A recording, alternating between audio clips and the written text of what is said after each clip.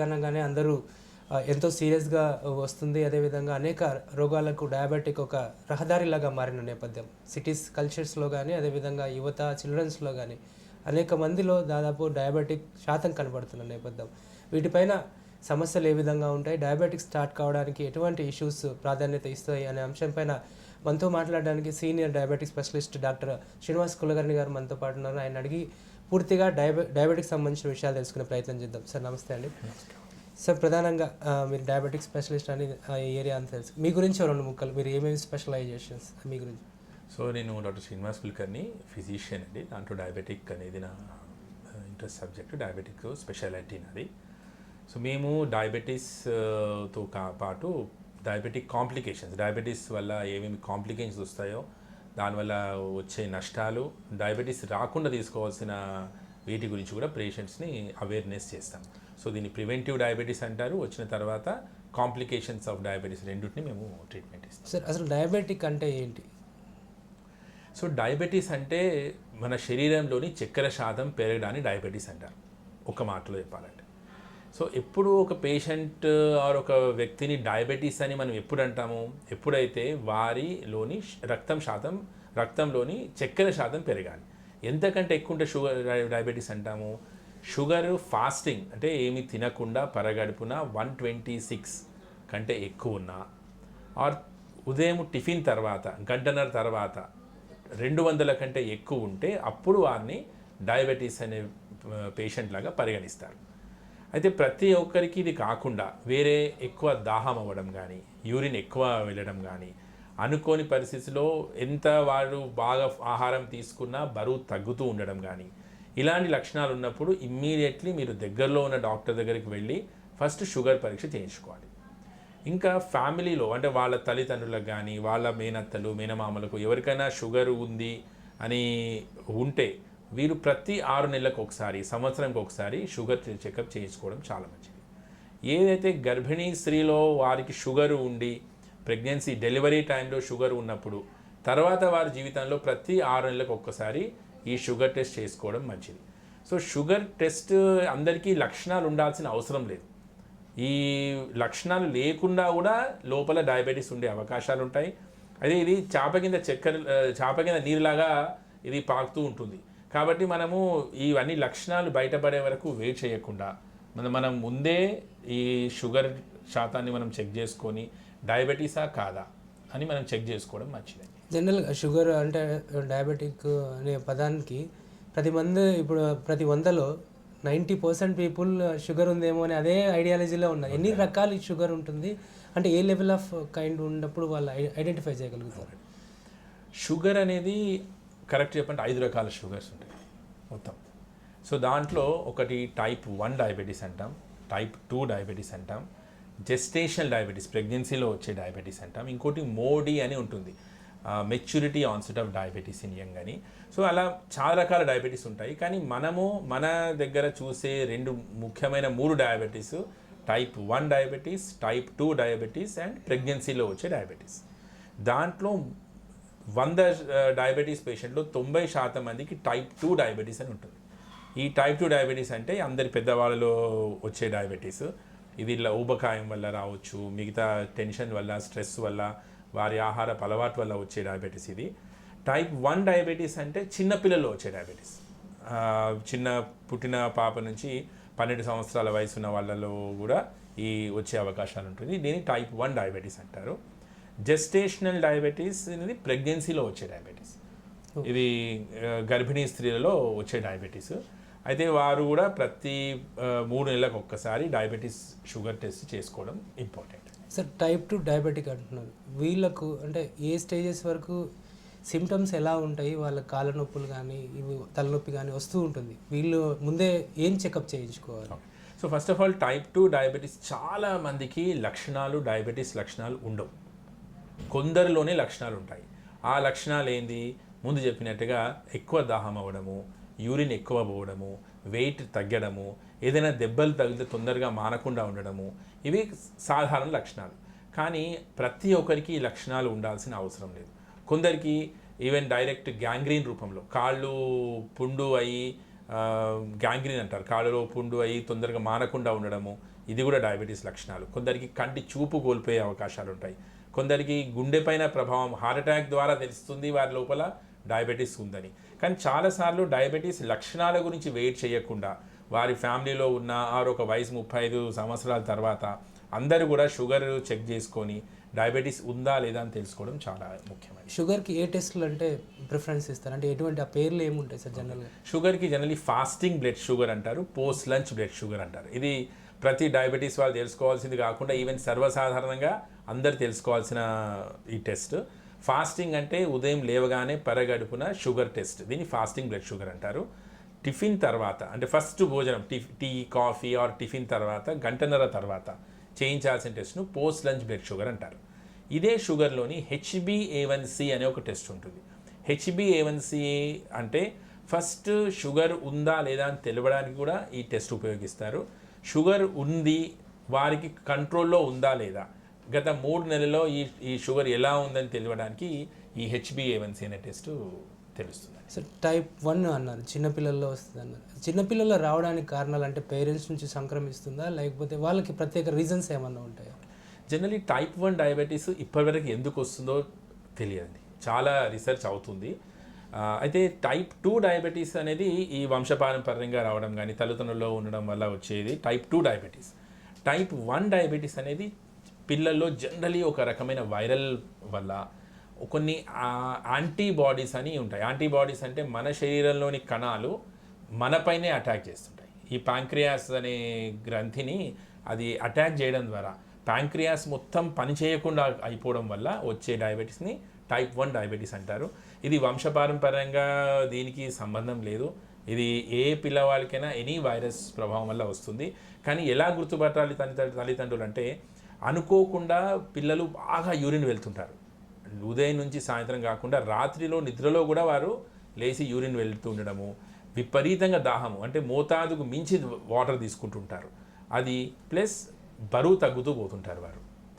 కొందరికి జలుబు రావడము, ప్రతి జలుబు డయాబెటీస్ అనుకోకూడదు, ఎంత ట్రీట్మెంట్ ఇచ్చినా జలుబు తగ్గకపోవడము, లంగ్స్ ఇన్ఫెక్షన్స్ రావడము, ఎంత ట్రీట్మెంట్ ఇచ్చినా ఇన్ఫెక్షన్ తగ్గకపోకుండా ఉండడము, ఇలాంటి లక్షణాలు ఉన్నప్పుడు మీరు తప్పకుండా పక్కన మీ పీడియాట్రిషియన్ కానీ మీ దగ్గరలో ఉన్న డాక్టర్ కానీ సంప్రదించి షుగర్ ఫాస్టింగ్ పోస్ట్ లంచ్ ఈ HbA1c ఈ 3 నేను ఇంతకుముందు చెప్పినట్టుగా ఈ టెస్ట్ చేయించుకోవడం ద్వారా మీకు షుగర్ ఉంది లేదు అనే విషయం తెలిసిపోతుంది.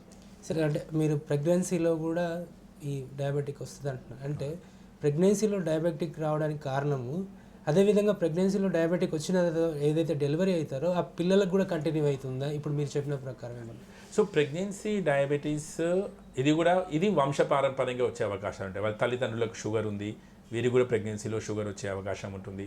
అది కాకపోయినా వారికి ఈ ప్రెగ్నెన్సీ వల్ల వచ్చే డయాబెటీస్ ఇది టెంపరీ డయాబెటీస్. చాలాసార్లు 90% మందికి ప్రెగ్నెన్సీ డయాబెటీస్ డెలివరీ అయిపోగానే ఇమ్మీడియట్లీ తగ్గిపోతుంది. 10% మందికి మాత్రం కంటిన్యూ అవుతుంది. కానీ ప్రెగ్నెన్సీ డయాబెటీస్ అనేది మాత్రం భవిష్యత్తులో వచ్చే అవకాశాలు ఎక్కువ. ఇప్పుడు మీకు డెలివరీ కాగానే చాలాసార్లు 90% పీపుల్కి తగ్గిపోతుంది, కానీ కొందరికి భవిష్యత్తులో వారు డయాబెటీస్ వచ్చే అవకాశాలు ఎక్కువ. అండ్ ఈ డయాబెటీస్ మామూలు డయాబెటీస్కి చాలా తేడా ఉంటుంది. దీంట్లో షుగర్ 90 ఇంతకుముందు చెప్పినట్టుగా ఫాస్టింగ్ 126 అని చెప్పాను మామూలు డయాబెటీస్ వాళ్ళకి. కానీ ఇప్పుడు గర్భంతో ఉన్న స్త్రీల్లో ఉన్న షుగర్ 90 కంటే లోపల ఉండాలి వారి షుగర్. పోస్ట్ లంచ్ అనేది 130, 140 కంటే లోపల ఉండాలి. సో అండ్ వారి ట్రీట్మెంట్ ప్రెగ్నెన్సీలో వచ్చే డయాబెటీస్కి ఇచ్చే ట్రీట్మెంట్ ఇన్సులిన్, టాబ్లెట్స్ ఏమి ఇవ్వకూడదు. కానీ టైప్ 2 డయాబెటీస్ వాళ్ళకి మాత్రం టాబ్లెట్స్ రూపంలో ఉంటాయి ట్రీట్మెంట్. ప్రెగ్నెన్సీ లేడీస్ ఏ విధంగా అంటే ఈ షుగర్ ఉందని ఒకసారి ఐడెంటిఫై అయితే జనరల్గా ప్రెగ్నెన్సీ అనగానే వాళ్ళకి చాలా వాల్యూ థింగ్ ఉంటుంది, ఏ విధంగా జాగ్రత్తలు తీసుకోవాలి? సో ఫస్ట్ డయాబెటీస్ అనగానే ప్రతి ఒక్కరు ప్రెగ్నెన్సీ ఉండనియండి, టైప్ 2 డయాబెటీస్, టైప్ 1 ఎవరున్నా కూడా ఆహారపు అలవాటు చాలా ముఖ్యమండి. ప్రెగ్నెన్సీలో అయితే మరీ ఇంకా జాగ్రత్త తీసుకోవాలి. ఏ జాగ్రత్తలు తీసుకోవాలి? ఆహారము మంచి బలమైన ఆహారం తింటూ షుగర్ శరీరంలో పెంచకుండా ఉండే ఆహారం తీసుకోవడం ద్వారా ప్రెగ్నెన్సీలో మనం కాపాడుకోవచ్చు. ఎస్పెషల్లీ కార్బోహైడ్రేట్స్ అనేది తగ్గించి ఆకుకూరలు బాగా తీసుకోవడము, కూరగాయలు బాగా తీసుకోవడం, ప్రోటీన్స్ అనేది ఎక్కువ తీసుకోవడము, ఇవన్నీ జాగ్రత్తలు తీసుకోవడం ద్వారా ప్రెగ్నెన్సీలో మనం డయాబెటీస్ను కాపాడుకోవచ్చు. సార్ ఓవరాల్ అంటే షుగర్ కంప్లీట్గా ఎనీ టైప్ ఆఫ్ పేషెంట్కి కానీ షుగర్ పైన వచ్చే కాంప్లికేషన్స్ ఏ విధంగా ఉంటాయి? ఎందుకంటే కిడ్నీ ఫెయిల్యూర్ అంటుంటారు, ఐ ప్రాబ్లం అంటుంటారు, రకరకాల కీళ్ళ నొప్పులు అంటుంటారు. అవునండి. సో వీరికి ఏ విధంగా కాంప్లికేషన్స్ ఉంటాయి? సో జనరల్లీ డయాబెటీస్లో 2 రకాల కాంప్లికేషన్స్ అంటారు. ఒకటి మైక్రోవాస్కులార్ అంటారు, ఇంకోటి మ్యాక్రోవాస్కులార్. సో ఈ మైక్రోవాస్కులార్ కాంప్లికేషన్స్ అంటే ఏంటంటే మేజర్ వచ్చేది కిడ్నీ పైన ఎఫెక్ట్ అవ్వడము, రెండవది గుండె పైన ఎఫెక్ట్ అవ్వడము, మూడవది బ్రెయిన్లోని రక్తనాళాలు బ్లాక్ అయ్యి పక్షవాతాలు అవి రావడము, గుండె సంబంధం వస్తే హార్ట్ అటాక్స్ లాంటిది రావడము, కిడ్నీ సంబంధము కిడ్నీ ఫెయిల్యూర్స్ పోవడము, ఇవన్నీ ఒక రకమైన కాంప్లికేషన్స్. ఇంకో రకమైన కాంప్లికేషన్స్ కంటి నరాలపైన, రెటీనా అంటాం దీన్ని, రెటినోపతి అంటాం, కంటి నరాలపైన ఎఫెక్ట్ అవుతాయి. ఇంకోటి పాదాల్లో స్పర్శ తగ్గడము, దీన్ని న్యూరోపతి అంటారు.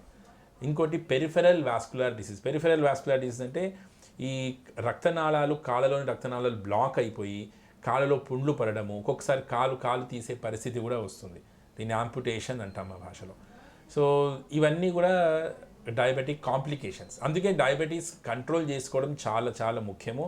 డయాబెటీస్ కంట్రోల్ అనేది చాలా ఇంపార్టెంట్. ఎందుకంటే ఫాస్టింగ్ అనేది మీది 110 లోపల ఫాస్టింగ్ పెట్టుకోవడము, పోస్ట్ లంచ్ అనేది 160 లోపల పెట్టుకుంటే దీన్ని కంట్రోల్డ్ డయాబెటీస్ అంటాం. వీళ్ళకి ఈ డయాబెటీస్ కాంప్లికేషన్స్ జనరలీ చాలా తక్కువ. సార్ అంటే ఇంకోటి బీపీ కూడా ఎక్కువగా ఉంటుంది డయాబెటిక్ ఉన్న వాళ్ళకి. బీపీ అంటే ఫైర్ అవుతూ ఉంటారు వాళ్ళు, అంటే ఏంటంటే షుగర్ ఎక్కువ ఉంది నాకు బీపీ వచ్చేసింది అంటుంటారు. సో ఏ విధంగా వాళ్ళకి అది యాక్టివిటీ ఉంటుంది? జనరలీ డయాబెటీస్లో 50% పీపుల్కి బీపీ రావడము, బీపీ ఉన్న వాళ్ళకి 50% పీపుల్కి షుగర్ రావడం అనేది 2 అన్నదమ్ములు లాంటివి అనుకోండి. డయాబెటీస్, హైపర్ టెన్షన్ 2 ఒకదానికోటి చాలా సంబంధమైన ఇది. బట్ ప్రతి డయాబెటీస్ వాళ్ళు బీపీ చెకప్ చాలా ఇంపార్టెంట్. అండ్ వీరి బీపీ నార్మల్ బీపీ లాగా కాకుండా 125/85 లోపల ఉండే రకంగా చూసుకోవాలి. జనరలీ చాలాసార్లు బీపీ 140/80 ఉన్నా కూడా మేము దాన్ని పెద్దగా పట్టించుకోము. బట్ డయాబెటీస్ పేషెంట్స్లో మాత్రం 125/85.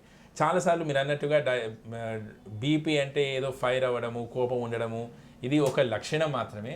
కానీ ఇది ఉన్నంత మాత్రాన బీపీ అని మేము అనలేము. ప్రతి ఒక్కరు బీపీ చెక్ చేసుకొని బీపీ హై ఉంది ట్రీట్మెంట్ తీసుకోవాల్సిందే. నవడేస్ అంటే ఈ ఉద్యోగాల కల్చర్ మారుతున్న నేపథ్యం, సాఫ్ట్వేర్ ఇంజనీర్స్ కానీ రకరకాల టైం కానీ ఫుడ్ కానీ వాళ్ళు ఎటువంటి జాగ్రత్తలు తీసుకోవాలి? ఇది చాలా మంచి ఇంట్రెస్టింగ్. ఎందుకంటే ఇవన్నీ డయాబెటీస్, హైపర్ టెన్షన్ ఇవన్నీ మన జీవన శైలి మార్పు వల్ల వచ్చేదండి. సో బేసికలీ టైంకి భోజనం చేయడము, డైలీ 45 నిమిషాలు మినిమం ఎక్సర్సైజ్ చేయడం చాలా ముఖ్యం. వాకింగ్ చేయండి ఏదో రూపంలో. మీరు కంటిన్యూ 24 అవర్స్ చాలాసార్లు సిట్టింగ్ జాబ్స్ ఉంటాయి. మీరు కనీసం లేచి ఒక 10 నిమిషాలు తిరుగుతూ ఉన్నా కూడా చాలు. అలా అరగంట మన లేచి ఆ వాక్ చేసినా కూడా ఎంతో లాభం చేకూరుతుంది డయాబెటీస్ రాకుండా.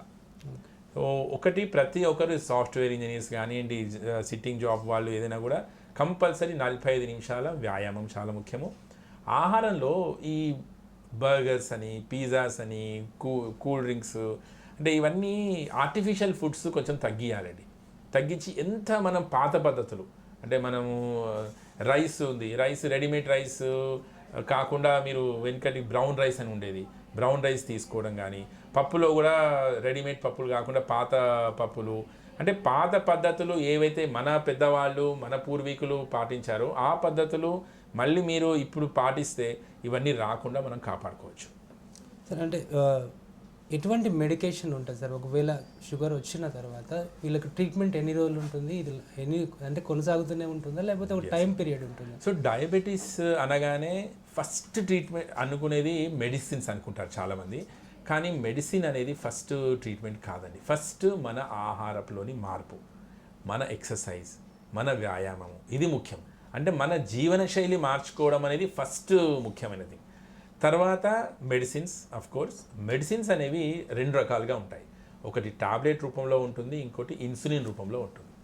సో ఫస్ట్ టాబ్లెట్స్ ఒక్కసారి జనరల్లీ షుగర్ పేషెంట్స్ జీవితాంతం తీసుకోవాల్సిందే. ఒకసారి మొదలవుతే చాలాసార్లు నాకు బాగుంది, నాకు అవసరం లేదు, నేను బాగున్నాను కదా, పైనుంచి నాకు ఇప్పుడు అవసరం లేదు అని ఒక అపోహ ఉంటుంది. అది చాలా తప్పు అపోహ. అలాంటిది ఏం లేదు. ఒక్కసారి షుగర్ ఉన్న వాళ్ళు ప్రతి ఒక్కరు తీసుకోవాల్సిందే టాబ్లెట్స్ అవన్నీ. ఈ షుగర్ స్థాయి ఎప్పుడైతే ఈ టాబ్లెట్స్ ద్వారా కంట్రోల్ కానప్పుడు అప్పుడు ఇన్సులిన్ అని వాడతాం. సార్ ఇన్సులిన్ అంటున్నారు, జనరల్గా ఇన్సులిన్ దాంట్లో కూడా కొన్ని అపోహలు ఉన్నాయి. ఇన్సులిన్ ఒకసారి స్టార్ట్ చేస్తే అది కూడా కంటిన్యూ వాడాలి, మిడిల్ డ్రాప్ చేస్తే ట్యాబ్లెట్ దానికి అందుకోవడానికి టైం పడుతుంది అంటున్నారు. సో చాలాసార్లు డయాబెటీస్ కంట్రోల్ కాని వాళ్ళకి ఇన్సులిన్ వాడతాము. ఒకసారి ఇన్సులిన్ మొదలవుతే జీవితాంతం వాడాల్సిందే. కానీ కొన్ని సందర్భాల్లో ఎగ్జాంపుల్ ఇప్పుడు ప్రెగ్నెన్సీలో షుగర్ ఉంది, వారికి 9 months వారు డెలివరీ అయిపోగానే ఇన్సులిన్ ఆపేయచ్చు. వారు ఒక్కొక్కసారి సీరియస్ హాస్పిటలైజ్ అడ్మిట్ చేస్తారు. అటువంటి వాళ్ళకు టెంపరీ ఇన్సులిన్ అని 3 రోజులు 4 రోజులు ఇస్తాము, తర్వాత టాబ్లెట్స్ ఉంటాయి. కానీ మోస్ట్ ఆఫ్ దెమ్ ఒక్కసారి మనము ఇన్సులిన్ మొదలు పెడితే వారి జీవితాంతం వాడాల్సిందే. అందరికీ అపోహ ఏంటంటే ఇన్సులిన్ అంటే డేంజరు, ఇన్సులిన్ అంటే చాలాసార్లు లాస్ట్ స్టేజ్, అలాంటిది ఒక అపోహలు ఉన్నాయి. కానీ ఇన్సులిన్ ఎప్పటికైనా బెస్ట్. ఎందుకు బెస్ట్? మన శరీరంలో ప్యాంక్రియాస్ తయారు చేసేది ఇన్సులిన్ రూపంలోనే. మన శరీరంలో ట్రీట్మెంట్ అయ్యేది ఇన్సులిన్ రూపంలోనే తయారవుతుంది మన శరీరంలో. అదే ఇన్సులిన్ మనం బయట నుంచి ఇస్తున్నాం. అంతేగాని ఇన్సులిన్ అంటే అదొక దానివల్ల కాంప్లికేషన్స్ అవుతాయి. చాలాసార్లు చాలామందికి ఇన్సులిన్ అంటే అదొక డేంజరు, నేను ఇన్సులిన్ వైపు వెళ్ళకూడదు అని ఒక అపోహ ఉంటుంది. అలాంటి అపోహలు వద్దు. ఇన్సులిన్ అనేది ఎప్పటికైనా బెస్ట్ అండి. సార్ ఇన్సులిన్కి ట్యాబ్లెట్కి ఎంత వేరియేషన్ ఉంటుంది? అంటే ఐ మీన్ ఇప్పుడు ట్యాబ్లెట్ ఒకసారి మనం ఫీడ్ చేస్తే ఎంత టైంకి మనకు అది బాడీకి రిఫ్లెక్ట్ అవుతుంది, ఇన్సులిన్కి టైం ఎంత ఉంటుంది? ఇన్సులిన్ ఎప్పుడైనా న్యాచురల్ అండ్ ఫాస్ట్. ఓకే. ఇప్పుడు ఇన్సులిన్ ఇస్తే విత్ ఇన్ 10 minutesలోనే పనిచేస్తుంది. టాబ్లెట్స్ అనేది కొంచెం టైం తీసుకుంటుంది. And insulin temporary. ఇప్పుడు కొన్ని రకాల ఇన్సులిన్స్ ఉంటాయి, 12 గంటలు మాత్రమే పనిచేస్తాయి. కానీ టాబ్లెట్స్ అలా కాదు, కొంచెం 1 day 2 days వరకు కూడా పనిచేస్తుంటాయి. ఫైనల్గా సార్, అంటే షుగర్ పేషెంట్ల గురించి ఎవరో చెప్పండి, కానీ ట్రీట్మెంట్ ఏ విధంగా అప్రోచ్ కావాలి, సో వాళ్ళకు ఏ విధంగా గైడ్ చేస్తారు? సో ఫస్ట్ డయాబెటీస్ అనగానే ఇంకోసారి ఇన్సిస్ట్ చేస్తున్నాను, అందరికీ టాబ్లెట్స్ ఇన్సులిన్ ఇది కాదండి. ఫస్ట్ మన జీవన శైలి మార్చుకోవడం, అది చాలా ముఖ్యం. అంటే మన ఆహారపు అలవాట్లు మార్చుకోవడం, డైలీ 45 నిమిషాలు ఎక్సర్సైజు, యోగా, ప్రాణాయామము, ఎనీ ఎక్సర్సైజ్, నడక, వాకింగ్ చేయండి, స్విమ్మింగ్ చేయండి, రన్నింగ్, జాగింగ్, ఎనీథింగ్, ఏదైనా 45 నిమిషాలు మనము బిజీ అంటే జీవితం ఎలా అంటే చాలా బిజీ ఉంటుంది, టైము ఉండదు అని మనము అనుకుంటాం. కానీ 45 నిమిషాలు మన గురించి మనం తీయడంలో అది చాలా మన షుగర్లు, బీపీలు వీటి నుంచి కాపాడుకోవచ్చు. సో ఫస్ట్ థింగ్ వారు ఎక్సర్సైజ్ చేయడం. రెండవది ఆహారపు అలవాటు. ఈ జంక్ ఫుడ్ అనేది ఎంత అవాయిడ్ చేసి మనం నార్మల్ న్యాచురల్ ఫుడ్, మీరు రొట్టెలు తినొచ్చు, అలా అపోహలు వద్దు. అన్నం తినకూడదని, లేకపోతే పండ్లు తినకూడదని కొన్ని అపోహలు ఉన్నాయి. అలాంటిది ఏం లేదు, అన్ని పండ్లు తినొచ్చు, కానీ మోతాదులో తినాలి. ఏదైనా మోతాదులో తింటే ఇబ్బంది ఉండదు. ఇవి కానప్పుడు అప్పుడు టాబ్లెట్స్ అవి వాడాల్సి ఉంటాయి. ఒక్కసారి స్టార్ట్ చేస్తే టాబ్లెట్స్ ఎంత వీలైతే అంత రెగ్యులర్గా తీసుకోవడం ద్వారా కాంప్లికేషన్స్ నుంచి మనం కాపాడుకోవచ్చు. సార్ మీరు వాకింగ్ ఎక్సర్సైజ్ అన్నారు కాబట్టి చిన్న డౌట్ అడుగుతున్నాను సార్. ఎందుకంటే చలికాలంలో జనరల్గా షుగర్ పేషెంట్లకు బేసిక్గా కాళ్ళ నొప్పులు కానీ తలనొప్పి కానీ ఉంటుంది. మార్నింగ్ టైంలో వాక్ చేయలేరు, అంటే early morning, I mean 5:30 to 6 చలి ఎక్కువగా ఉంటుంది, వాళ్ళ కీళ్ళు పట్టేసే అవకాశాలు ఎక్కువ ఉంటాయి. సో వాళ్ళు ఏ టైంలో బెటర్గా వాకింగ్ కానీ? సో చాలాసార్లు వాకింగ్ పర్ డే 45 minutes అంటామండి. ఎప్పుడైనా చేయొచ్చు వారు. అలా అందరికీ ఉదయం లేవగానే వాకింగ్ చేయడం మంచిది, కానీ అలా వీలు కానప్పుడు రోజు అంతా కలిసి 45 minutes అయినా పర్వాలేదు. మీకు ఉదయం 15 నిమిషాలు, మధ్యాహ్నం 15 నిమిషాలు, రాత్రి 15 నిమిషాలు అలా అయినా పర్వాలేదు. ఇన్ఫ్యాక్ట్ వారానికి ఒకేసారి అంటే 45 నిమిషాలు రోజుకి అలా 5 రోజులు వారానికి చేసినా కూడా ఎంతో బెనిఫిట్ ఉంటుంది. ఓకే. కాబట్టి ఇప్పుడు ఉదయం వీలు కాలేదు మధ్యాహ్నం చేయండి, ఆరు నిన్న వీలు కాలేదు ఇవాళ 1.5 hour చేద్దాం, ఆరు 2 రోజులు వీలు కాలేదు ఒకేసారి 2 గంటలు వాకింగ్ చేద్దాం. సో ఇలా మనం ఎక్సర్సైజ్ అనేది మన శరీరంలో అలవాటు చేసుకోవడం చాలా ముఖ్యం. థ్యాంక్ యూ సార్, విలువైన సమాచారాన్ని అందించారు. సో డయాబెటిక్ పేషెంట్స్ డయాబెటిక్ రాకముందు తీసుకోవాల్సిన జాగ్రత్తలు, వచ్చిన తర్వాత ఏ విధంగా కొనసాగించాలనేది సార్ చెప్పిన నేపథ్యం. ఏదేమైనప్పటికీ డయాబెటిక్ రకాలు ఉన్నాయి, టైప్ 2 డయాబెటిక్ అనేది కొంచెం సివియర్గా కనబడుతున్న నేపథ్యం. అయితే వీరు ఫుడ్లో లక్షణాలు కానీ ఎక్సర్సైజ్ లక్షణాలు కానీ మార్చుకుంటే కంట్రోల్ ఉంటుంది.